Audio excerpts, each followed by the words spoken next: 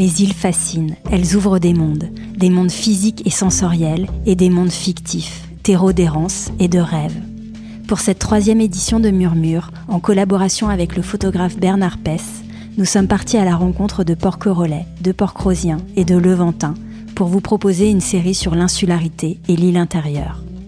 Comme des archipels sonores qui explorent ce territoire à la frontière du réel et de l'imaginaire, du visible et de l'invisible, ces zones troubles et intermédiaires dans lesquelles les îles nous projettent.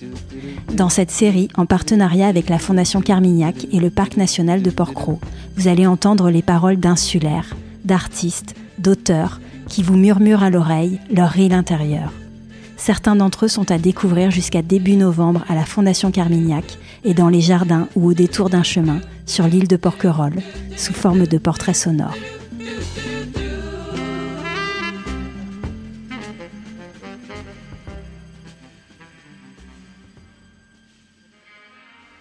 Jean-Claude Silberman, artiste et écrivain, dernier surréaliste.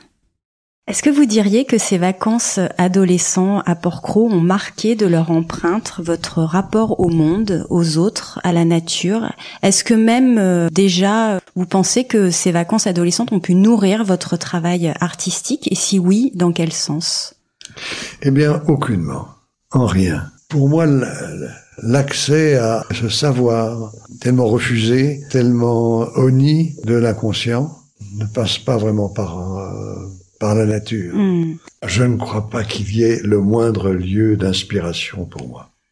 Vraiment, je pourrais être dans le Bronx ou quelque part à Hong Kong ou ailleurs, que ce serait un peu pareil, du moins consciemment.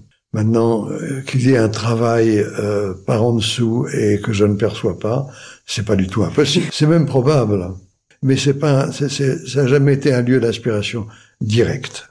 Cependant, ici, plus qu'ailleurs, mais ça m'est aussi arrivé ailleurs, je suis parfois saisi d'une sorte de grand embrasement devant la nature, devant la splendeur.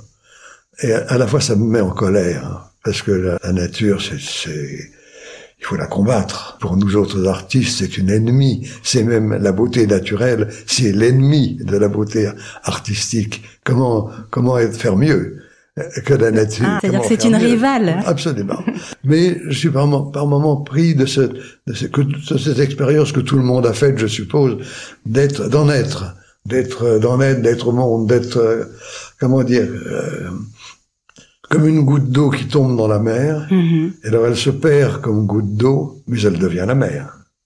Et donc cette expérience de l'immensité, oui, il m'est arrivé fréquemment de la voir ici, mais ça m'est aussi arrivé en Bretagne, et ça m'est même arrivé sur l'autoroute de Cergy-Pontoise, entre Argenteuil et Cergy, il y avait une tempête d'un seul coup, toutes les voitures roulaient à 15 à l'heure, et il y avait un soleil qui s'est mis là-dedans, et j'étais moi au volant de ma bagnole, et tout à coup, j'ai vraiment senti quelle merveille absolue, quel bonheur de vivre, et que la mort n'existait pas, ou était insignifiant. Elle fait partie du jeu. Elle est avec, et c'est très bien. Un sentiment d'éternité, c'est peut-être. Quelque chose comme ça. Ouais, c'est une expérience mystique sans Dieu. Hein. Tout à fait. Mais Port-Cros, pas plus qu'un autre lieu. Mais Port-Cros aussi.